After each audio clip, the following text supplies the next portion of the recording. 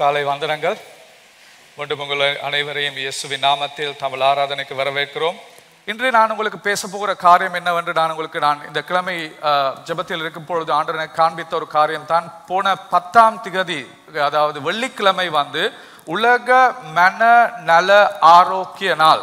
இன்னும் ஒரு நாள், உலக மனநல ஆரோக்கிய நாள் என்ற நாள் கொண்டாடப்பட்டது. அப்பொழுது நான் நியூஸ் பார்த்து கொண்டிருக்கக்குள்ள ஒரு நியூஸ் ஒன்று இருந்துச்சு. அந்த நியூஸ்ல இப்படி சொல்றாங்க, இன்று பாடசாலைகளில் இருக்கிற பிள்ளைகளில் 60% மாணவர்கள் மன அழுத்தத்துக்குள் கடந்து செல்லுகிறார்கள். நான் அந்த நியூஸை நீங்க கண்டீங்களோ தெரியாது. பாடசாலையில் இருக்கிற மாணவர்கள் 60% மன அழுத்தத்துக்குள் கடந்து செல்லுகிறார்கள். ஒரு தேசமாக கிட்டத்தட்ட 20% மக்கள் என்று மன அழுத்தம், ரைட், அல்லது மன உளைச்சல், அப்படி இல்லாட்டி மன பதட்டம் என்ற காரியங்களுக்குள் கடந்து சென்று கொண்டிருக்கிறார்கள் என்று அவர்கள் கூறுகிறார்கள். மாணவர்கள் அப்படி பயணம் செல்வதற்கு காரணம் என்ன என்று அவர்கள் சொல்லுகிற பொழுது 4 காரணங்களை அவர்கள் கொடுத்திருந்தார்கள். இப்படி இந்த பிள்ளைகள் இப்படிப்பட்ட ஒரு சூழ்நிலைக்கு முகம் கொடுக்க 4 காரணங்கள். முதலாவது காரணம் தான் படிக்கும்படி அவர்களுக்கு செய்கிற அழுத்தம். பெற்றோர்களால் அவர்கள் மேல் போடப்படுகிற அந்த அழுத்தத்தை தாங்க முடியாமல் மன அழுத்தத்துக்குள்ள போறாங்க. முதலாவது காரணம். 2வது காரணம் தான் அவர்கள் துஷ்பிரயோகத்துக்கு உட்படுறது அதிகமாக இருக்கிறது. 2வது காரணமாக இருக்கிறது. 3வது காரணம் அவர்களுக்கு சொல்லுகிற காரணம் என்னவென்றால் சோஷியல் மீடியா. சோஷியல் மீடியால அதிகமான நேரத்தை இந்த பிள்ளைகள் செலவழிக்கிறபடியினால், அது அந்த போன்ல இருக்கிறபடியினால் மன உளைச்சலுக்கு அவர்கள் சென்றிருக்கிறார்கள் என்று அவர்கள் அந்த இதில் கூறப்படுகிறது. 4வது காரியம் அவர்கள் என்ன சொன்னாண்டா, முதலாவது காரணம் நான் சொன்னது அவர்கள் பெற்றோர்களால் கொடுக்கப்படுகிற அழுத்தம், 2வது துஷ்பிரயோகம், 3வது போன், 4வது காரணம் தலையில வரல இப்ப ஏதோ அவர்கள் இன்னும் ஒரு காரணம் சொல்லியிருந்தார்கள். 4 காரணம். இந்த 4 காரணம் நிமித்தம் தான் இந்த பிள்ளைகள் இப்படிப்பட்ட மன அழுத்தத்துக்குள் கடந்து செல்கிறார்கள் என்று அவர்கள் இன்று கூறுகிறார்கள். ரைட். இனி நான் நினைக்கிற காரியம் இன்றைக்கு நாங்கள் பெற்றோர்கள் எடுத்து பார்த்தா, பெற்றோர்களும் அந்த அமைதி இல்லாமல் மன அழுத்தத்துக்குள் தான் இன்று சென்று கொண்டிருக்கிறார்கள். இன்று என்னுடைய நான் இன்றைக்கு உங்களுக்கு கதைக்க போகிற காரியத்தின் தலைப்பு சமாதானத்தின் பிரபுவுடன் நங்கூரம் இடப்படல்.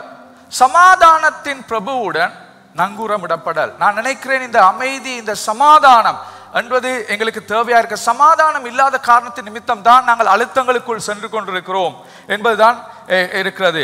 இது என்னுடைய பிரதான சிந்தனை என்று இதுதான். உண்மையான சமாதானம் என்பது புயல்கள் இல்லாதிருப்பது அல்ல, மாறாக அதில் கிறிஸ்துவின் பிரசன்னம் இருப்பதாகும். உண்மையான சமாதானம் என்பது புயல்கள் இல்லாதிருப்பது அல்ல, மாறாக அதில் கிறிஸ்துவின் பிரசன்னம் இருப்பதாகும். ரைட். புயல்கள் இல்லாத வாழ்க்கை அல்ல சமாதானம். நல்லா கேட்டுக்கொள்ளுங்க. எங்களோட வாழ்க்கையில் ஒரு நாளும் புயல் இல்லாமல் எங்களுக்கு வாழ முடியாது. ஆனால் புயல்கள் மத்தியில் கிறிஸ்து நம்மோடு இருப்பதுதான் சமாதான வாழ்க்கை. அதான் சமாதானம் என்று சொல்லப்படுவது. ரைட். இன்று நாங்கள் அதை குறித்து தான் இன்று பார்க்க போகிறோம். இன்று அதை குறித்து தான் நாங்கள் பேச போகிறோம். இனி உங்களிடம் நான் கேட்கிற காரியம் என்னவென்றால், இப்பொழுது உங்களுடைய வேத வசனத்தை எடுத்து நாங்கள் பிலிப்பியர் புத்தகம் 4ஆம் அதிகாரம் முதல் 9 வசனங்களை நாங்கள் வாசிக்க போகிறோம். முதல் 9 வசனங்களை நாங்கள் வாசிக்க போகிறோம். ஆதலால் எனக்கு பிரியமும் வாஞ்சியுமான சகோதரரே, எனக்கு சந்தோஷமும் கிரீடமும் மாணவர்களே, பிரியமானவர்களே, இந்தபடியே கர்த்தருக்குள் நிலைத்திருங்கள். கர்த்தருக்குள் ஒரே சிந்தையாயிருக்க எவுதியாளுக்கும் சிந்திக்கேயாளுக்கும் புத்தி சொல்லுகிறேன். அன்றியும் என் உத்தம கூட்டாளியே, அவர்களுக்கு உதவியாயிருக்கும்படி உன்னையும் வேண்டிக் கொள்கிறேன். அவர்கள் கிளேமெந்தோடும் மற்ற என் உடன் வேலையாட்களோடும் கூட சுவிசேஷ விஷயத்தில் என்னோட கூட மிகவும் பிரயாசப்பட்டார்கள். அவர்களுடைய நாமங்கள் ஜீவ புஸ்தகத்தில் இருக்கிறது. கர்த்தருக்குள் எப்பொழுதும் சந்தோஷமாயிருங்கள் என்று மறுபடியும் சொல்லுகிறேன். உங்கள் சாந்த குணம் எல்லா மனுஷருக்கும் தெரிந்திருப்பதாக. கர்த்தர் சமீபமாயிருக்கிறார். நீங்கள் ஒன்றுக்கும் கவலைப்படாமல் எல்லாவற்றையும் குறித்து உங்கள் விண்ணப்பங்களை ஸ்தோத்திரத்தோட கூடிய ஜெபத்தினாலும் வேண்டுதலினாலும் தேவனுக்கு தெரியப்படுத்துங்கள். அப்பொழுது எல்லா புத்திக்கும் மேலான தேவ சமாதானம் உங்கள் இருதயங்களையும் உங்கள் சிந்தைகளையும் கிறிஸ்து இயேசுவுக்குள்ளாக காத்துக்கொள்ளும்.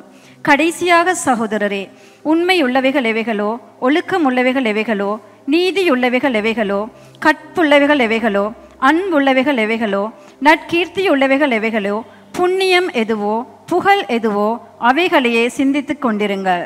நீங்கள் என்னிடத்தில் கற்றும் அடைந்தும் கேட்டும் கண்டும் இருக்கிறவைகள் எவைகளோ அவைகளையே செய்யுங்கள். அப்பொழுது சமாதானத்தின் தேவன் உங்களோடு இருப்பார். நாங்கள் ஜெபிப்போம். அன்பின் ஆண்டவரே, இந்த காலை நேரத்தில் இந்த வார்த்தைகளை உங்களுக்கு பொறுப்பு கொடுத்து நாங்கள் ஜெபிக்கிறோம். ஆண்டவரே, எங்களுக்கு பேசும். இன்று ஆண்டவரே, உங்களுக்கு தெரியும், இந்த இடத்தில் சமாதானத்தை இழந்து போயிருக்கிற உங்கள் மக்கள் ஆண்டவரே, இந்த இடத்தில் மாத்திரமல்ல, இதை காணொலியில் பார்க்கிறவர்கள் கூட ஆண்டவரே, நான் ஜெபிக்கிறேன் விசேஷமாக ஆண்டவரே, அவர்களுக்கு மீண்டும் எவ்வாறு சமாதானத்தோடு வாழ்வது, புயல்கள் மத்தியிலும் ஆண்டவரே சமாதானத்தை எவ்வாறு காத்து கொள்வது என்பதை குறித்து பேசும்படி நாங்கள் உங்களிடம் கேட்கிறோம். இயேசுவின் நாமத்தில் ஜெபிக்கிறோம் நல்ல பிதாவே, ஆமென், ஆமென். நான் உங்களுக்கு சொன்னது போல அந்த 4 காரணங்கள், பிள்ளைகள் அழுத்தங்களுக்கு போகிற 4 காரணத்துல நான் சொன்னேன். ஒன்று வந்து படிப்பை குறித்து அவர்களுக்கு இருக்கிற அழுத்தம், பெற்றோர்களுக்கோடு அவர்களுக்கு இருக்கிற போராட்டம், சண்டைகள், அதுதான் 2வது காரணம். ரைட், அந்த காரணத்தை நான் உங்களுக்கு மறந்து. 2வது காரணம் பெற்றோர்கள் இருக்கிற பிரச்சனைகள், சண்டைகளின் நிமித்தம். 3வது சோஷியல் மீடியா. 4வது வந்து பிசிக்கல் அபியூஸ், அதாவது அவர்கள் வந்து துஷ்பிரயோகம் என்ற 4 காரணங்கள் தான் காணப்படுகிறது. இந்த வார்த்தையில் இருந்து உங்களுக்கு நான் 3 விஷயங்களை இன்று நான் கதைக்க பேச விரும்புகிறேன். முதலாவது வந்து சமாதானத்தின் இயல்பு, the character of peace. சமாதானத்தின் இயல்பு, குழப்பத்தின் மத்தியில் அமைதி. அப்படி என்றால் என்ன என்று நாங்க பார்க்க போறோம். குழப்பத்தில் அமைதி என்றால் என்ன? 2வது the cultivation of peace, அதாவது நாங்கள் அதில் பேசுவது சமாதானத்தை வளர்த்தல், அதை காக்கும் பழக்கங்கள் என்ன, ரைட்? அதை எப்படி நாங்கள் வளர்த்துக் கொள்வது, பழக்கப்படுத்திக் கொள்வது என்றது பார்க்க போகிறோம். 3வது the Christ of peace, where it comes from. எங்கிருந்து இந்த சமாதானம் எங்களுக்கு வருகிறது, யாரிடமிருந்து இந்த சமாதானம் வருகிறது என்று நாங்கள் பார்க்க போகிறோம். சோ முதலாவது the character of peace, அதாவது சமாதானத்தின் இயல்பு, குழப்பத்தின் மத்தியில் அமைதி. அப்படி என்றா என்ன? குழப்பத்தில் மத்தியில் அமைதி என்றா என்ன என்று நாங்கள் பார்க்க போகிறோம். நீங்கள் பாருங்கள், இந்த 4ஆம் அதிகாரத்தில் 6ஆம் வசனம் 7ஆம் வசனத்தில் சொல்லப்படுகிறது, நீங்கள் ஒன்றுக்கும் கவலைப்படாமல் எல்லாவற்றையும் குறித்து உங்கள் விண்ணப்பங்களை சோஸ்ரத்துடன் கூடிய ஜெபத்தினால் வேண்டுதலினால் தேவனுக்கு தெரியப்படுத்துங்கள். அப்பொழுது எல்லா புத்திக்கும் மேலான தேவ சமாதானம் உங்கள் இருதயங்களை உங்கள் சிந்தைகளையும் கிறிஸ்து இயேசுவுக்குள் காத்துக்கொள்ளும். ரைட், இதில் சொல்லப்படுகிற ஒரு காரியம் தான் எல்லாவற்றையும் குறித்து உங்கள் விண்ணப்பங்களை தேவனுக்கு கொண்டு செல்லுங்கள். ரைட், அப்படி என்று சொல்லப்படுகிறது. இதில் கவலை என்ற anxious என்ற வேர்ட், அப்படி எல்லாரும் மனப்பதட்டம் என்ற வேர்ட், அந்த கிரேக்க வசனத்தின் அர்த்தம் என்ன, அதாவது மனக்கவலை அல்லது பதட்டம் என்றதின் அர்த்தம் என்னன்னு நாங்கள் எடுத்து பார்த்தோம்டா, அது ஒன்றை குறித்து அளவுக்கு அதிகமாக சிந்தித்தல், அளவுக்கு அதிகமாக ஒன்றை குறித்து நாங்கள் கவலைப்படுதல். அதாவது நாங்கள் ஒரு சில வேளை எங்கள் வாழ்க்கையில் ஏதாவது நடந்தா அதை நாங்கள் யோசிக்கிறது பிழை இல்லை, அதாவது எங்களுக்கு அப்படி யோசிக்காம இருக்க முடியாது. ஆனா அளவுக்கு அதிகமா ஒன்றை நாங்க குறித்து நாங்க யோசிக்க தொடங்கினோம்டா, ஒரு பிரச்சனையை குறித்து நாங்க யோசிக்க தொடங்கினோம்டா, அதுதான் மன பதட்டம். அப்படி இல்லாவிட்டால் அது வந்து கவலைக்கு எங்களை கொண்டு செல்லுகிறது. அப்படி என்றால் இதுதான் கவலை என்றால், தேவ சமாதானம் என்றால் என்ன? இதுல பேசப்படுகிறது தேவ சமாதானம். தேவ சமாதானம் என்றால் என்ன? ரைட், அப்ப அதை குறித்து நாங்கள் இந்த இடத்துல இருந்து 2 காரியங்களை கற்றுக்கொள்ளலாம் தேவ சமாதானத்தை குறித்து. முதலாவது காரியம் தான் தேவ சமாதானம் என்பது புயலின் மத்தியில் அமைதியாக இருப்பது. புயல் இல்லாத வாழ்க்கை அல்ல, புயலின் மத்தியில் அமைதியாக இருப்பதுதான் தேவ சமாதானம். ரைட், அப்படி என்றால் நாங்கள் புயல்கள் மத்தியில் செல்லுகிற பொழுது எங்களுக்கு ஒரு மன அமைதி, இது ஒட்டுமொத்தமான மனதின் நிம்மதியை குறிக்கிறது. ரைட், அதாவது இதில் நாங்கள் என்ன சொல்லுகிறோம் என்றால், வெளியே காரியங்கள் பிழையாக நடக்கிற பொழுது, கஷ்டமான காரியங்கள் நடக்கிற பொழுது, எங்களுக்கு சாதகம் அற்ற காரியங்கள் நடக்கிற நேரங்களில் எங்களுக்குள் வந்து ஒரு சமநிலை, சமாதானம் காணப்படுவது, அதான் நாங்கள் இதில் பேசப்படுகிறோம். இது எங்களுக்கு எப்படி நாங்கள் இதை காண்கிறோம்டா, பவுலோட வாழ்க்கை எடுத்து பார்த்தீங்கன்னா, பவுல் தான் இதை எழுதினவர் பிலிப்பியர் புத்தகத்தை. அவருடைய வாழ்க்கையில எவ்வளவு பிரச்சனைகளுக்கு அவர் முகம் கொடுத்தாலும், எப்படிப்பட்ட சூழ்நிலை அவர் வெளியே காணப்பட்டாலும், அவர் இருதயத்தில் இப்படிப்பட்ட ஒரு அமைதி, இப்படிப்பட்ட ஒரு சமாதானம் காணப்பட்டது. 2 கொரிந்தியர் 11ஆம் அதிகாரம் 23ஆம் வசனத்தில் இருந்து நீங்கள் பார்த்தீங்கன்னா உங்களுக்கு தெரியும், அவருடைய வாழ்க்கையில நடந்த விஷயங்களை அவர் சொல்லுகிறார். கொஞ்சம் யோசிச்சு பாருங்க. இது ஒன்றுமே எங்களோட வாழ்க்கையில் இவ்வளவு நாங்கள் பாடுகள், கஷ்டங்கள், துன்பங்கள், துயரங்களுக்கு மத்தியில் நாங்கள் கடந்து சென்றிருக்க மாட்டோம். ஆனா கொஞ்சம் பாருங்க என்ன பவுல் சென்ற விஷயங்கள் என்று. அவர் சொல்லுகிறார், நான் அதிகமாய் புத்தியின்மையாய் பேசுகிறேன், நான் அதிகமாய் பிரயாசப்பட்டேன், அதிகமாய் அடிப்பட்டவன், அதிகமாய் காவல்களில் வைக்கப்பட்டவன், அநேக நேரம் மரண அவதியில் அகப்பட்டவன். அடுத்த வசனத்தை போடுங்க. யூதர்கள் ஒன்று குறைய 40 அடியாக 5 தரம் அடிக்கப்பட்டேன். 40 அடி ஒன்று, அதாவது 33 அடிகள் 5 தடவை அவருக்கு அடிக்கப்பட்டிருக்கிறது. இயேசு ஒரு தடவை தான் அதை பெற்றுக்கொண்டார். பவுல் 5 தடவை 39 தடவைகள் ஒரு சவுக்கடிகளால் அவர் 5 தடவை அடிக்கப்பட்டிருக்கிறார். பாருங்க அடுத்தது என்ன சொல்லுகிறார்கள் என்று. 3 தரம் மிலாறுகளால் அடிக்கப்பட்டேன். அது அந்த ஒரு தடி அல்லது பொல்லால் அடிக்கிறது. ரைட்? 3 தடவை அடிக்கப்பட்டிருக்கிறார்.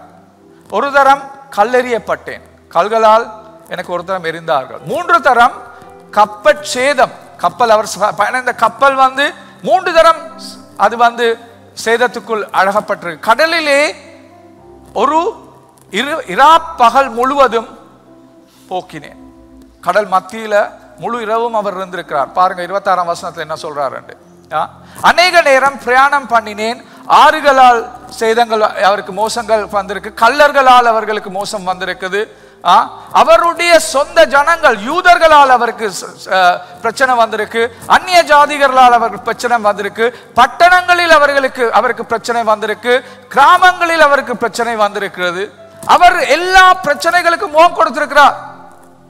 இப்படிப்பட்ட அளவில்லாத பிரச்சனைகளுக்கு முகம் கொடுத்த பவுல் அடியார் பாருங்க பிலிப்பியர் 4ஆம் அதிகாரம் 11ஆம் வசனத்துல என்ன சொல்றாருன்னு பாருங்க. வாசிங்க கொஞ்சம். என் குறைச்சலினால் நான் இப்படி சொல்லுகிறதில்லை, ஏனெனில் நான் எந்த நிலைமையில் இருந்தாலும் மன ரம்யமாக இருக்க கற்றுக்கொண்டேன். நான் எந்த நிலைமையில் இருந்தாலும் மன ரம்யமாய் இருக்க, அல்லாது அந்த இருக்கிறதை வைத்து சந்தோஷப்பட, எனக்கு இருக்கிறதை வைத்து அதில் திருப்திக்குள் வருவதற்கு நான் கற்றுக்கொண்டிருக்கிறேன் என்று பவுல் சொல்லுகிறார். இதுதான் மன அமைதி.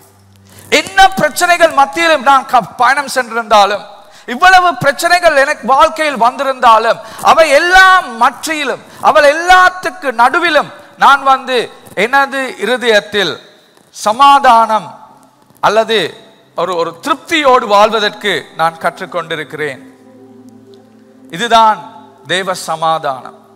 பிரச்சனைகள் மத்தியில் ஒரு நிலையான இருதயம், அதான் தேவ சமாதானம். ஒரு சமநிலை எங்கள் இருதயத்துக்குள் காணப்படுவது.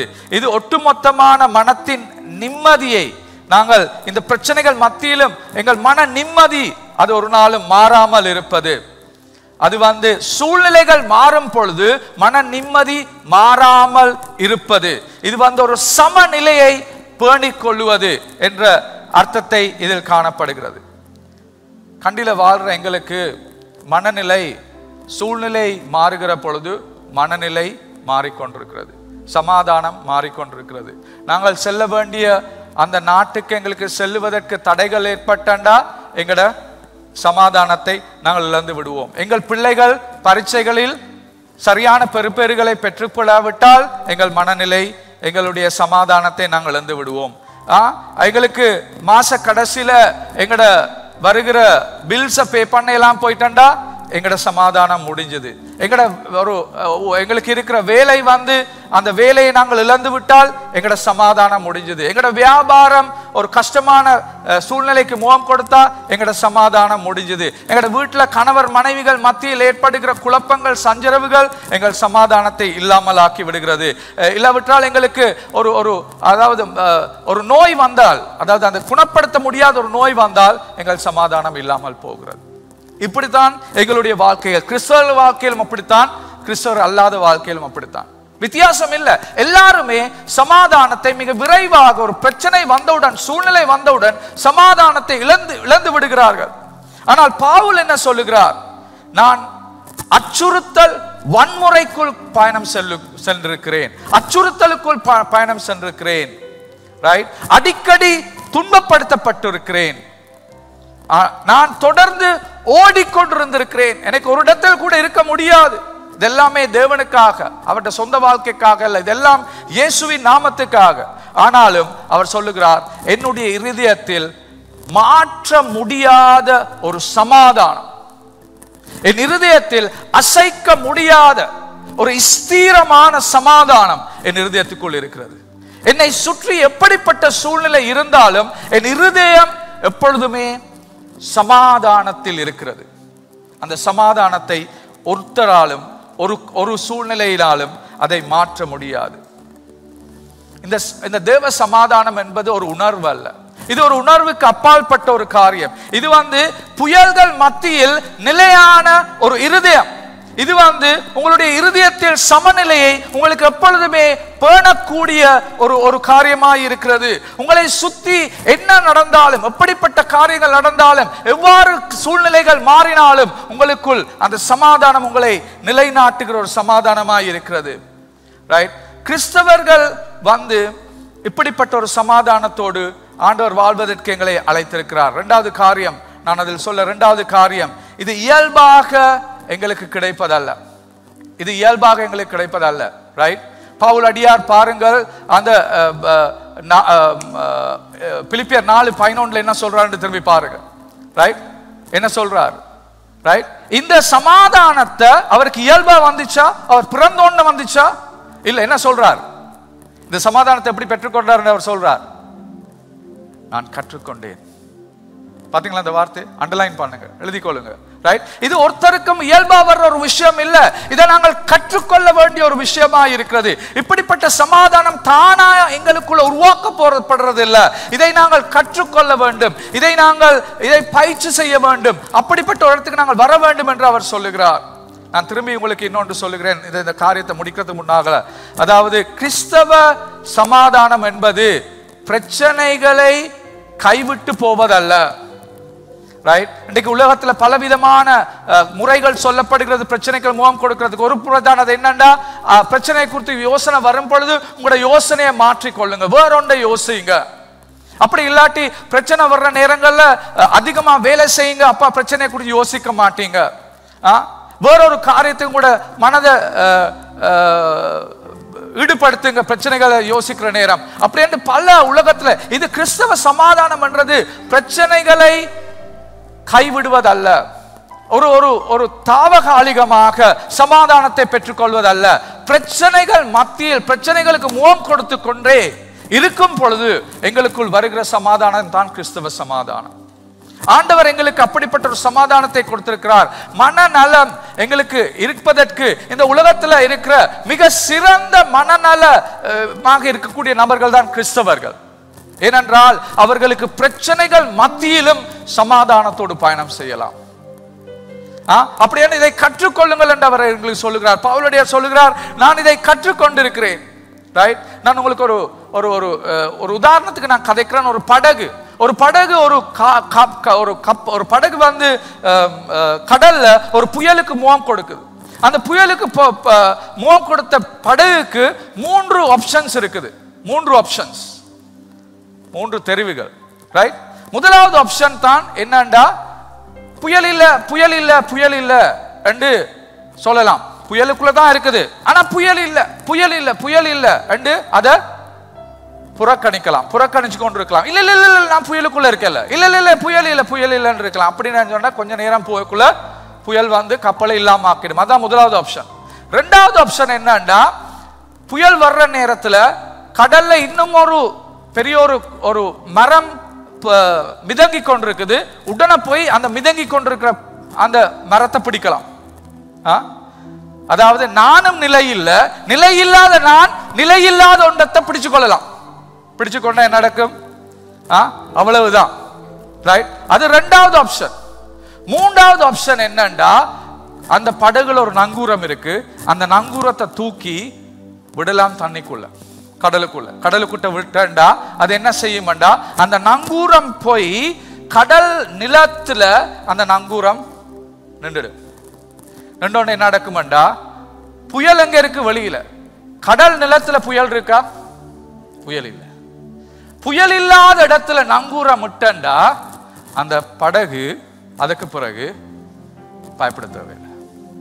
அந்த படகுக்கு நல்லா தெரியும், இப்பொழுது நான் வந்து நங்கூரமிடப்பட்டிருக்கிறேன். கடல் நிலத்தில் புயல் வர முடியாத இடத்துல நங்கூரம் பட்டதினால் எனக்கு ஒன்றுமே நடக்காது என்ற ஒரு உறுதியோட அந்த படகுக்கு புயலுக்கு முகம் கொடுக்கலாம். 3 ஆப்ஷன்ஸ். எங்களோட வாழ்க்கையிலும் இந்த 3 ஆப்ஷன் எப்பவுமே வந்துட்டு இருக்கு. புயல் வர்ற நேரத்தில் இல்ல இல்ல இல்ல இல்ல இல்ல இல்ல இல்ல பாஸ்டர் அப்படி ஒன்றுமே இல்லை, எங்களுக்கு சொல்லியிருக்கிறாங்க, எங்களுக்கு படிச்சிருக்காங்க, இந்த நெகட்டிவ் திங்கிங் எல்லாம் வேணாம், இந்த எதிர்மறை சிந்தனை எல்லாம் வச்சிருக்காதீங்க, எல்லாம் நல்லா போகுது பாஸ்டர், எல்லாம் நல்லா போகுது, அடிச்சு விழுற வரைக்கும் நல்லா போகும். ரைட்? அது ஒரு சிந்தனை. அடுத்தது வந்து என்னது, அங்க ஓடுறது இங்க ஓடுறது, அந்த சர்ச், அந்த பாஸ்டர், இந்த பாஸ்டர், அவர் இவர் இவர், எங்க என்ன பிரச்சனையை தீர்த்து கொள்ள முடியலையே, பிரச்சனையை தீர்த்து கொள்றதுக்கு நீங்க பாஸ்டரை மாத்தினாலும் கடவுளை மாற்ற முடியாதப்பா. நல்லா விளங்கிக்கொள்ளுங்க. ஒரு கடவுள் தான். எந்த பாஸ்டர் போனாலும் பாஸ்டர் மாத்தலாம், கடவுளை மாற்ற முடியாது. அவர் உங்களோட வாழ்க்கையில செய்ய வேண்டிய விஷயத்தை அவர் நீங்க எந்த பாஸ்டர் போனாலும் நீங்க செஞ்சுதான் முடிப்பார். ரைட்? அதனால அது ஓடுறது நிலை இல்லாத காரியங்களுக்கு ஓடி ஓடி நான் போல உங்களோட பிரச்சனை மாறுறது. புயல் வருகிற நேரத்தில் நீங்க செய்ய வேண்டிய ஒரே விஷயம் இதுதான். நங்கூரத்தை தூக்குங்க, கடல்ல போடுங்க. ஆண்டவரே, நீங்க தான் என்ற நங்கூரம், உங்கள் மேல் நான் தங்கி இருக்க போகிறேன். இந்த புயல் ஒவ்வொரு நாளும் இருக்க போறது இல்லை, ஆனா புயல் முடியும் வரைக்கும் உங்கள் மேல் நான் நங்கூரமிட்டு இருக்க போகிறேன். கைவிட மாட்டேன் ஆண்டவரே உங்களை. நான் நீங்க தான் எனக்கு ஒரே வழி, வேற ஒரு வழியே எனக்கு இல்லை. போறீங்களா அந்த இடத்துக்கு? போனீங்கண்டா அதுதான் ஆண்டவர் உங்கள்ட்ட எதிர்பார்க்கிற விஷயமா இருக்கிறது. ரைட்? எப்படி நாங்கள் இந்த புயலுக்கு முகம் கொடுக்கிறதுக்கு நாங்கள் கற்றுக்கொள்றது? பவுலடியார் சொன்னார் தானே, கற்றுக்கொள்ளுங்கள், சமாதானத்தை பேணிக் கொள்வதற்கு கற்றுக்கொள்ளுங்கள் அவர் என்று சொல்றார். அது ரெண்டாவது பாயிண்ட்டுக்கு என்ன கொண்டு செல்லுது. ரெண்டாவது பாயிண்ட், சமாதானத்தை வளர்த்தல், அப்படி இல்லாவிட்டால் அதை காக்கும் பழக்கங்கள், அதை எப்படி நாங்கள் வளர்த்தி கொள்வது என்று நாங்கள் பார்க்க போகிறோம். ரைட்? பவுலை படித்து பாருங்க, 6ஆம் வசனத்துல பாருங்க என்ன பவுல் சொல்லுகிறார். 6ஆம் வசனம், நீங்கள் ஒன்றுக்கும் கவலைப்படாமல் எல்லாவற்றையும் குறித்து உங்கள் விண்ணப்பங்களை ஸ்தோத்திரத்தோட கூடிய ஜெபத்தினாலும் வேண்டுதலினாலும் தேவனுக்கு தெரியப்படுத்துங்கள். ஒன்றையும் குறித்து கவலைப்படாமல் எல்லாவற்றையும் குறித்து, அதாவது உங்களோட வாழ்க்கையில நடக்கிற எல்லா விஷயங்களையும் என்ன செய்யட்டாம்? ஜெபத்துல கொண்டு வரட்டாம். எப்படி ஜெபிக்க சொல்றாரு? அங்கதான் விஷயம் இருக்குது. எப்படி ஜெபிக்க சொல்றாரு? 2 விதம் இருக்கு ஜெபிக்கிறதுக்கு. ஆண்டவரே, நான் உங்களுக்கு சொல்றேன், இந்த கிழமை முடிகிறதுக்கு முதல்ல நீங்க இந்த பிரச்சனைக்கு தீர்த்து தராட்டி நீங்க என்ன ஆண்டவர் இல்லை. ஆண்டவரே, இந்த கிழமை முடிய 7 நாள் நான் உங்களுக்கு டைம் தரேன் ஆண்டவரே. அந்த 7 நாளுக்குள்ள நீங்க இதை செஞ்சு கொடுக்காட்டி எனக்கு உங்களை குறித்து அவ்வளவு ஒரு நம்பிக்கை இல்லை. நீங்க ஆண்டவர் ஆண்டு கூட எனக்கு இப்ப ஒரு சந்தேகம் வருது ஆண்டவரே. அப்படின்னு ஜெபிக்கலாம். அவருக்கு நாங்க கொடுக்கலாம் டெட்லைன். அவருக்கு நாங்க சொல்லலாம், இதுதான் என் கடைசி நாள், இந்த நாளுக்குள்ள நீங்க இந்த பிரச்சனையை முடிக்கணும், இப்படி நீங்க இப்படிதான் எனக்கு பதில் கொடுக்கணும், நீங்க இப்படி எனக்கு பதில் கொடுக்கணும்னு அவருக்கு சொல்லி ஜெபிக்கலாம். ஆனா இந்த இடத்துல பவுல் எப்படி ஜெபிக்க சொல்லுகிறார் பாருங்க. பவுல் என்ன சொல்றார் அந்த 6ஆம் வசனத்துல? அவர் சொல்றார், உங்கள் விண்ணப்பங்களை சோஸ்ரத்தோடு, அதாவது சோஸ்ரத்தோடு கூடிய ஜெபத்தினால் வேண்டுதல். அப்படி என்னது? நீங்க எப்படி ஜெபிக்க போறீங்க? ஆண்டவருக்கு கட்டளை எடுக்கிற ஜெபங்கள் அல்ல. ஆண்டவரே, இந்த பிரச்சனை எனக்கு வந்திருக்கிறது, இந்த பிரச்சனைக்குள் நான் செல்லுவதற்கு தேவையான வல்லமை நீங்கள் எனக்கு ஏற்கனவே தந்திருக்கிறீர்கள். இந்த பிரச்சனைக்குள் நீங்கள் என்னோடு இருக்கிறீங்க. நீங்க என்ன கைவிட மாட்டீங்க. இந்த பிரச்சனையில நீங்கள் என்னுடைய நன்கூரமாய் இருக்கிறீர்கள். இவ்வளவு காலம் அந்த பிரச்சனைகளில் நீங்கள் ஒருபோதும் என்னை கைவிடாத தேவன். எனக்கு அந்த நம்பிக்கை இருக்கிறது தேவனே. என்னை நீங்கள் கைவிட மாட்டீர்கள் ஆண்டவரே. எனக்கு இது கஷ்டமா இருக்கிறது தேவனே. அப்பா, இது எனக்கு கஷ்டம், இதை தாங்க முடியாது. உங்களால் முடியும் என்றால் இதிலிருந்து என்னை மிக விரைவாக வெளியே கொண்டு வாருங்கள். ஆனால் நீங்கள் என்னை வெளியே கொண்டராவிட்டாலும் நீங்கள் என் ஆண்டவர் என்பதை நான் அறிவேன். ஏனென்றால் நீங்கள் என்னை ஒருபோதும் கைவிட மாட்டீர் என்று உம்முடைய வார்த்தையில் எனக்கு சொல்லி இருக்கிறது. நான் அந்த வார்த்தையை நம்புகிறேன். நீர் ஒருபோதும் என்னை கைவிட மாட்டீர் ஆண்டவரே. ஜெயிப்பீங்களா அப்படி? ஜெயிப்பீங்களா அப்படி? இதுதான் ஸ்தோத்திரத்தின் கூட ஜெபிக்கிறது என்றது. ஆண்டவரை குறித்த ஒரு நம்பிக்கை. பிரச்சனைக்கு பதில் கிடைத்தாலும் கிடைக்காட்டிலும் என் ஆண்டவர் என்னை கைவிட மாட்டார் என்ற நம்பிக்கை எனக்குள் இருக்க வேண்டும். அதான் ஸ்தோத்திரத்தின் கூட ஜெபிக்கிற ஜெபமாய் இருக்கிறது. அதை விட்டு ஆண்டவருக்கு கட்டளை விட்டுட்டு இந்த பாஸ்டருக்கு அவ்வளவு அவருக்கு வல்லமை பத்தாது, அவர்கிட்ட நான் போய் சொன்னேன், அவர் ஜெபிச்சார், அதுக்கு பதில் இல்லை, அதனால அந்த பாஸ்டர்கிட்ட போவோம், அவருக்கு வல்லமை அதிகமா இருக்குது. நான் உங்களுக்கு சொல்றேன், ரைட்? ஆண்டவர், உங்களோட ஆண்டவரை தான் நீங்க மாத்துறேன்னா ஆண்டவரை மாத்திடுங்க, வேற யாரையும் மாத்த வேணாம். ஏன்னா எல்லாரும் போறது ஒரே ஆண்டவர்கிட்ட தான். ஆனா சிலாக்கள் அதே ஆண்டவர்கிட்ட போறாங்களான்னு எனக்கு ஒரு கொஞ்சம் சந்தேகம் இருக்கு, அவங்க இப்போ போதிக்கிற விதத்தை பார்க்கும் பொழுது, ரைட்? ஆனா இயேசுகிட்ட போறதா இருந்தா யார் இருந்தாலும் இயேசுகிட்ட தான் போகணும், வேற வழி இல்லை. அதனால ஜெபிக்கும் பொழுது முதலாவது நாங்கள் ஜெபிக்க சொல்லியிருக்கிறது ஜெபம் செய். ஜெபிக்கும் பொழுது நாங்கள் விசேஷமாக ஜெபிக்க வேண்டும், ஆண்டவருக்கு சோஸ்ரத்தோடு ஜெபிக்க வேண்டும். ஜான் நியூட்டன் என்ற நபர், அவர் முந்தி ஸ்லேவ்ஸ், அடிமைகளுக்கு ஒரு அதிபதியாக அடிமைகளை வைத்துக் கொண்டிருந்த ஒரு நபர் ஆண்டவரை தொட்ட பின்பதாக அவை அடிமைகள் எல்லாரையும் நீக்கிவிட்டு அவர் அமேசிங் கிரேஸ் என்ற அந்த பாட்டை எழுதினார். உங்களுக்கு தெரியும், அந்த இங்கிலீஷ்ல இருக்கு அமேசிங் கிரேஸ், ஒரு அழகான பாட்டு. அந்த பாட்டை எழுதின ஜான் நியூட்டன் இப்படி சொல்கிறார், தேவன் அனுப்பும் அனைத்தும் எங்களுக்கு தேவையானது. நல்லா பிடிச்சுக்கொள்ளுங்க இது. தேவன் உங்களோட வாழ்க்கைக்கு ஏதாவது விட்டு இருந்தாரண்டா, ஆண்டவர் உங்களோட வாழ்க்கைக்கு ஏதாவது பிரச்சனை விட்டு இருந்தாரண்டா, ஜான் நியூட்டன் சொல்லுறார், உங்களோட வாழ்க்கைக்கு ஆண்டவர் ஏதாவது விட்டிருந்தால் வருவதற்கு அது உங்களுக்கு தேவையானது. அதே வேளை அவர் உங்களுக்கு தேவையானது ஒன்றை ஒரு நாளும் உங்கள் வாழ்க்கைக்கு கொடுக்காமலும் இருக்க மாட்டார். அப்ப ஒன்று உங்களோட வாழ்க்கைக்கு வர இல்லையண்டா அது உங்களுக்கு தேவையில்லை, அதான் வரல. அட்லீஸ்ட் இந்த நேரத்துக்கு அது தேவையில்லை, இப்ப உங்களுக்கு தேவையில்லை, அதுதான் இன்னுமே வரல. அது வரலாம் இந்த எதிர்காலத்துல, உங்களுக்கு தேவையான நேரத்துல, உங்களுக்கு சரியான நேரத்துல அவர் அதை கொடுப்பார். ஆனா இப்ப கொடுக்கலண்டா அது இப்ப உங்களுக்கு தேவையில்லை, அதான் அவர் கொடுக்கல. விசுவாசிப்பீங்களா அந்த தேவனை? விசுவாசிப்பீங்களா அந்த தேவனை? அப்படி ஒரு விசுவாசம் உங்களுக்குள்ள இருக்குமா? இதுதான் எங்களுக்கு ஜெபத்துல எப்பொழுதுமே நாங்கள் விசுவாசிக்க வேண்டிய விஷயம். ஜெபத்தில் நாங்கள் விசுவாசிக்க வேண்டிய விஷயம் முதலாவது இதை கற்றுக்கொள்வதற்கு, அதாவது இந்த சமாதானத்தை பேணுவதற்கு கற்றுக்கொள்வதற்கு எங்களுக்கு ஜெபிக்க தெரியணும். இந்த ஜெபம் இவ்வாறான ஜெபமா இருக்கணும். ரெண்டாவது, சமாதானத்தை பேணுவதற்கு தேவையான ரெண்டாவது விஷயம் தான் நாங்கள் பேசுகிறோம், சமூகத்தினருடன் பங்காளராதல். ஒரு பங்காளராதல். எங்களுக்கு தனியா இதுக்கு முகம் கொடுக்க முடியாது. நல்லா கேட்டுக்கொள்ளுங்க சபையை, நான் சொல்றது நல்லா கேட்டுக்கொள்ளுங்க. எங்களுக்கு ஒரு சமூகம் தேவை இதற்கு முகம் கொடுப்பதற்கு. ஒற்றுமையான ஒரு சமூகம், ஆனால் இணக்கப்பாடு உள்ள ஒரு சமூகம் அல்ல. எல்லாரும் ஒரே சிந்தனையில், எல்லாரும் நீங்க சிந்திக்கிற விதம் வேற, நான் சிந்திக்கிற விதம் வேற. நான் உங்களோட சிந்தனையை மாத்த சொல்லல ஒற்றுமை ஆகிறதுக்கு. உங்களோட சிந்தனையை நீங்க வச்சுக்கொள்ளுங்க, அதே மாதிரி எந்த சிந்தனை நான் வச்சுக்கொள்றேன். ஆனா இன்னுமே அப்படி ரெண்டு சிந்தனைகள் இருந்தாலும் எங்களுக்கு ஒற்றுமையா வாழ முடியும். அப்படிப்பட்ட ஒரு சமூகம் எங்களுக்கு தேவை. ஆண்டவர் மத்தியில் இந்த பிரச்சனைகளுக்கு நாங்கள் முகம் கொடுப்பதற்கு அவர் சொல்லுகிறார் பாருங்க. முதலாவது நினைக்கிறேன் முதல் 2வது வசனத்துல 2 பெண்களின் பெயர்களை கூறி அவர் சொல்லுகிறார், அவர்கள் ஒற்றுமையா இருக்கட்டும் என்று அவர் சொல்லுகிறார். ரைட்?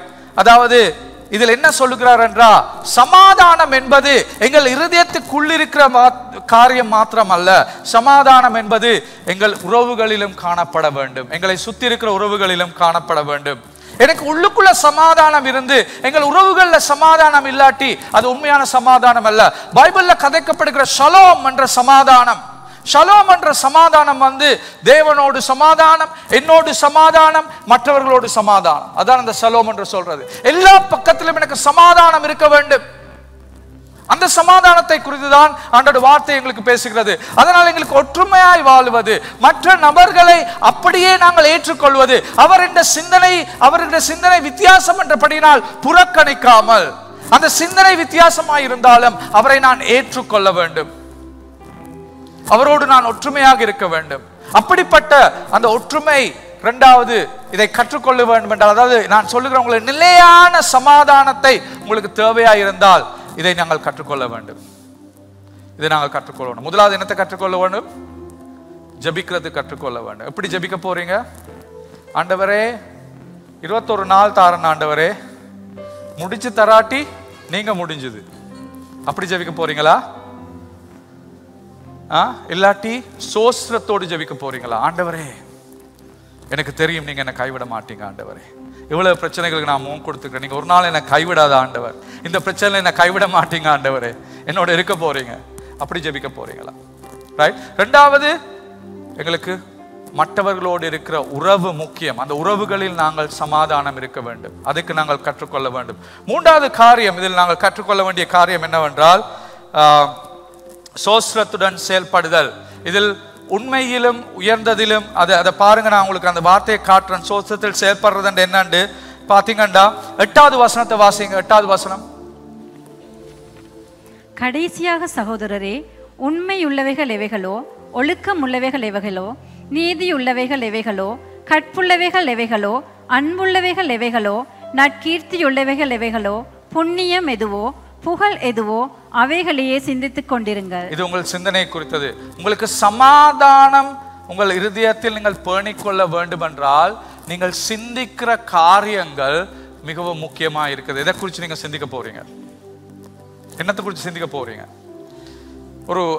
ஒரு ஆள் சொல்லுகிறார் இப்படி, அதாவது எங்களுக்கு இன்று இந்த உலகத்தில் நாங்கள் வாழ்கிற பொழுது இன்று நாங்கள் அவ்வளவுக்கு அதிகமான வேலை செய்வதற்கு காரணம் எங்களுக்கு சிந்திக்க எங்களுக்கு விருப்பம் இல்லை.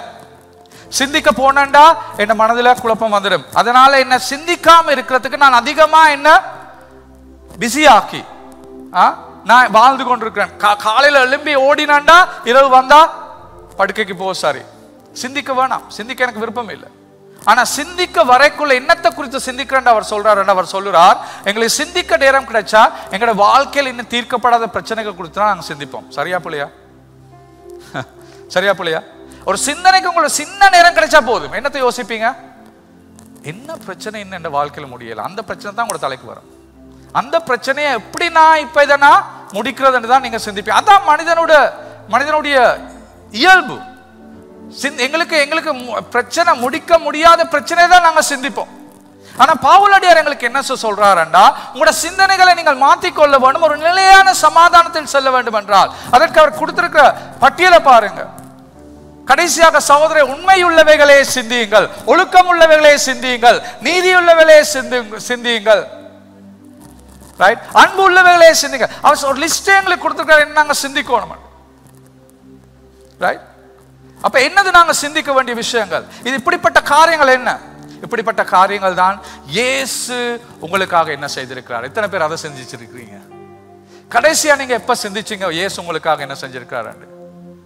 இயேசு உங்களுக்காக சிலுவைக்கு சென்றதை நீங்க சிந்திச்சிருக்கிறீங்களா? அவர் சிலுவையில உங்களுக்காக மரித்த மரணத்தை குறித்து நீங்க சிந்தித்திருக்கிறீங்களா?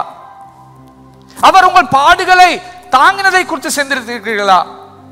அவர் எப்படிப்பட்ட கஷ்டங்கள் மத்தியில் பயணம் சென்றார் என்பதை சிந்தித்திருக்கிறீர்களா? இயேசு செய்ததை நீங்கள் சிந்திக்க சிந்திக்க சிந்திக்க அது உங்களுக்குள் இருக்கிற அவருக்கு இருக்கிற அன்பை அதிகரிக்கிறது மாத்திரம் அல்லாமல் உங்களுக்கு ஒரு சந்தோஷம், சமாதானத்தை தானாவே கொண்டு வந்து கொண்டிருக்கும். அதாவது நீங்கள் அவருக்குள் தங்கி இருக்கிறீர்கள், அவரோடு இணைந்து இருக்கிறீர்கள், அது உங்களுக்கு சமாதானத்தை கொண்டு வருகிற ஒரு காரியமாக இருக்கிறது. அதான் அவர் சொல்லுகிறார், நீங்கள் சிந்திக்கிற காரியங்கள் முக்கியம். ரைட். அப்ப 3 காரியங்கள் நாங்கள் செய்யணும். சமாதானத்தை கட்டி எழுப்பதற்கும் நிலை நிறுத்தி வைத்துக் கொள்வதற்கும். என்ன 3 காரியங்கள்? முதலாவது டக்குன்னு சொல்லுங்க. சோஸ்தத்தோடு ஜெபியுங்க. ரெண்டாவது என்னது? சமூகத்தில் இருக்கிறவர்களோடு சமாதானத்தை பேணிக்கொள்ளுங்கள். அவர்களோடு சமாதானம், அவர்களை ஏற்றுக்கொள்ளுங்க. நீங்க சிந்திக்கிற விதம் அவங்க சிந்திக்க மாறாம வித்தியாசமா இருந்தாலும் புறக்கணிக்காம அவங்களை ஏற்றுக்கொண்டு சமாதானத்தை ஒற்றுமையை பேற்றிக்கொள்ளுங்க. மூன்றாவது என்னது?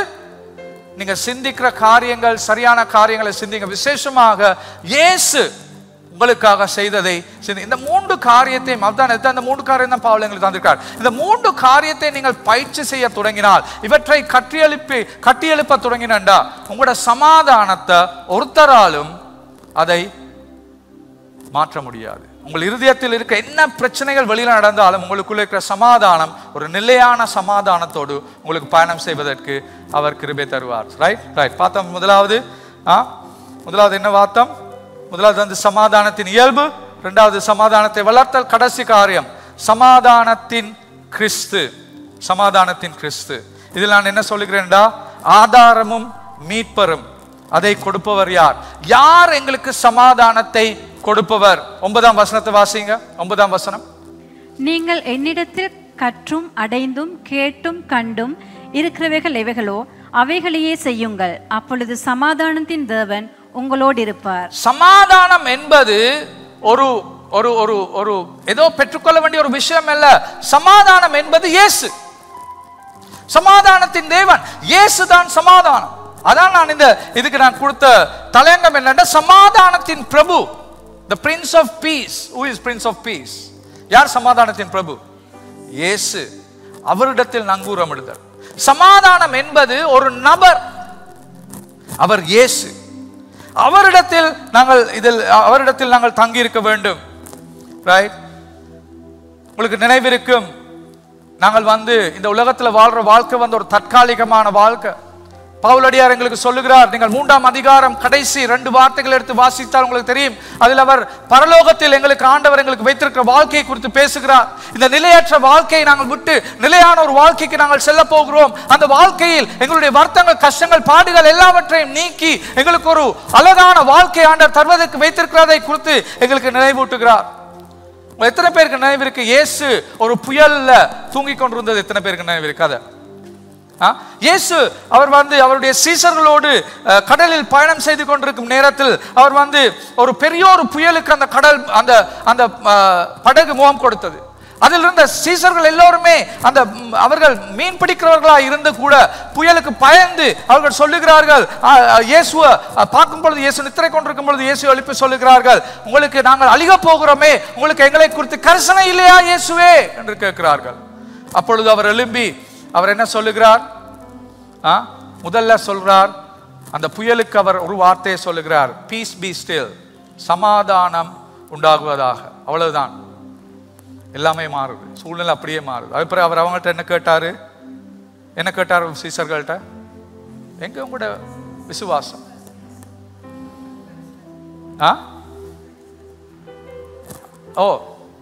அற்பமான விசுவாசம். எங்க உங்களோட விசுவாசம்? ஏன் உங்களுக்கு இவ்வளவு குறைந்த விசுவாசம் இருக்குது? ஏன் உங்களுக்கு விசுவாசம் இல்லை என் மேல? உங்கள் படகுல நான் இருக்கிறேன் தானே, தூங்கிக் கொண்டிருந்தாலும் நான் வந்து புயல்ல தூங்குற சமாதானம் எனக்கு இருக்குதே, புயல்ல தூங்குற சமாதானம் உனக்கு இல்லையே. உனக்கு முடியுமா புயல் வர்ற நேரம் தூங்குறதுக்கு? அந்த சமாதானம் எனக்கு இருந்தா உனக்கு அந்த சமாதானம் இருக்கணுமே. எங்க உன்னுடைய விசுவாசம்? எங்க உன்னுடைய விசுவாசம் என்று அவர் கேட்கிறார். அந்த நேரத்தில் இயேசு சொல்லல, இப்ப எல்லாம் கண்ணை மூடுங்க, இப்ப என்னோட நீங்க சிந்தித்து பாருங்க, என்ன புயல்கள் மத்தியிலும் நீங்கள் இருந்தாலும் உங்கள் மன ஆழத்தில் ஒரு புயல் இல்லாத ஒரு சூழ்நிலையை சிந்தித்து பாருங்க. அந்த இடத்துக்கு இப்ப நீங்க கடந்து செல்லுங்க. அப்படியா சொன்னார்? ஒரே வார்த்தை, சமாதானம் உண்டாகுவதாக. புயல் அதோட நிப்பாட்டியாச்சு. புயல்களை நிறுத்தக்கூடிய வல்லமை உள்ள தேவன் உங்களுடைய என்னுடைய தேவன். அவருக்கு வல்லமை இருக்குது. புயலை ஒரு வார்த்தையிலால் அவருக்கு நிப்பாட்ட முடியும். அந்த தேவன்ல நாங்கள் நங்கூரம் எடுக்கிற பொழுது, அந்த தேவனோடு நாங்கள் பயணம் செல்கிற பொழுது எங்களுக்கு ஒரு நாளுமே எங்களை புயல்களினால் எங்களை அசைக்க முடியாது. அவர் எமக்காக இறுதியான சமாதானத்தை தரும் படிக்கு சிலுவையில் இறுதி புயலை தாங்கினார். உங்களுக்கு தெரியும், இயேசு அவர் சிலுவைக்கு செல்வதற்கு முன்பதாக கெத்செமனி பூங்காவில் அவர் சொல்லுகிறார், இந்த பாத்திரத்தை முடியுமானால் என்னிடத்தில் எடுங்கள், ஆனால் என்னுடைய சித்தம் அல்ல உங்கள் சித்தம் நடக்கட்டும். அது ஒரு புயல். சிலுவையில் அவர் சொல்லுகிறார், என் தேவனே என் தேவனே நீர் என்னை ஏன் கைவிட்டீர். அது ஒரு புயல். என்னுடைய ஆத்துமாவை உங்கள் கைகளில் ஒப்படைக்கிறேன். அது ஒரு புயல். ஒவ்வொரு புயல்களுக்கும் அவர் முகம் கொடுத்தார். நாங்கள் முகம் கொடுக்க வேண்டிய எல்லா புயல்களுக்கும் இயேசு சிலுவையில் எங்களுக்காக முகம் கொடுத்து விட்டார். அந்த இயேசுவை நீங்கள் விசுவாசிச்சீங்கண்டா, உங்களுக்காக புயல்களுக்கு முகம் கொடுத்து வெற்றி கொண்ட, அவர் மரணித்த மட்டுமல்ல மரணத்தில் இருந்து ஜெயம் கொண்டு 3ஆம் நாள் உயிர்த்தெழுந்த இயேசுவை நீங்கள் விசுவாசித்தால், அந்த உங்களுக்காக முகம் கொடுத்த புயலுக்கு முகம் கொடுத்த இயேசுவோடு உங்களுக்கு எந்த புயலுக்கும் முகம் கொடுக்க முடியும். நங்கூரம் விடுங்கள், அவரிடத்தில் நங்கூரம் விடுங்கள். ஒராட்டியோ ஸ்பெஃபோர்டு என்ற ஒரு நபர், ஒராட்டியோ ஸ்பெஃபோர்டு என்ற நபர் ஒரு பாட்டை எழுதினார். அந்த பாட்டின் பெயர் தான் it is well with my soul. அமைதி என்னில். அதில் அந்த பெயர் என் ஆத்துமா நலமாயுள்ளதே என்ற பாட்டை அவர் எழுதினார் தமிழ்ல. அந்த பாட்டின் பின்னணியை நான் உங்களுக்கு சொல்லுகிறேன். அவருடைய கதை என்னண்டா, அவர் 1800ஆம் ஆண்டுகள்ல அமெரிக்காவில் சிகாகோ என்ற நகரத்தில் அவர் வாழ்ந்து கொண்டிருந்தவர். அந்த சிகாகோ என்ற நகரத்தில் ஒரு பெரிய ஒரு நெருப்பு அவர் ஒரு பெரிய செல்வந்தர், பணக்காரர், அவருடைய எல்லாமே அழிக்கப்பட்டது அந்த நெருப்புல. அந்த அழித்த பின்பதாக 2 வருடங்களுக்கு பின்பதாக அவர் இன்னுமே அந்த பிரச்சனையிலிருந்து வெளியில வர முடியாமல் இருந்து கொண்டிருக்கிற நேரத்தில் தன்னுடைய மனைவியும் 4 மகள்மாரையும் அவர் சிகாகோல இருந்து இங்கிலாந்துக்கு ஒரு கப்பல் அனுப்புறார். அவர்களுக்கு இது அதிகமான வேதனையா இருக்கிறபடினால் அதிலிருந்து ஒரு விடுமுறை பெற்றுக்கொள்வதற்காக அவர் அனுப்புகிறார் அவர்களை இங்கிலாந்துக்கு. அவர் இங்கிலாந்துக்கு செல்லுகிற பொழுது அந்த கப்பல் இன்னொரு கப்பலோடு மோதி அந்த கப்பல் சேதத்துக்குள் உட்பட்டு 4 பெண் பிள்ளைகளும் அதே இடத்துல இறந்து போகிறார்கள். மனைவி மட்டும் இங்கிலாந்துக்கு போறார். இங்கிலாந்துக்கு போய் அங்கிருந்து ஒரு டெலிகிராம் அனுப்புற. அந்த டெலிகிராம்ல ஒரே ஒரு வார்த்தை தான் இருந்துச்சு, அதுல சேவ்டு அலோன், நான் மாத்திரம் தான் காப்பாற்றப்பட்டேன் என்று ஒரு டெலிகிராம் ஸ்பெஃபோர்டுக்கு வருது. அந்த டெலிகிராம் வந்த உடனே அவர் உடனே அடுத்த கப்பல் எடுத்து இங்கிலாந்துக்கு போறார். அந்த இங்கிலாந்துக்கு போகிற நேரத்தில் அந்த கப்பல் கடலில் ஒரு இடத்துக்கு வருகிற பொழுது அந்த கப்பலின் தலைவன் அவர் சொல்லுகிறார், இந்த இடத்துல தான் கப்பல் மோதப்பட்டு எல்லாரும் இறந்தார்கள், உங்களுடைய 4 பெண் பிள்ளைகளும் இந்த இடத்தில் தான் இறக்கப்பட்டார். அது சொன்ன உடனே அவர் என்ன சொல்றாருண்டா, இதைத்தான் அவர் சொல்லுகிறார்,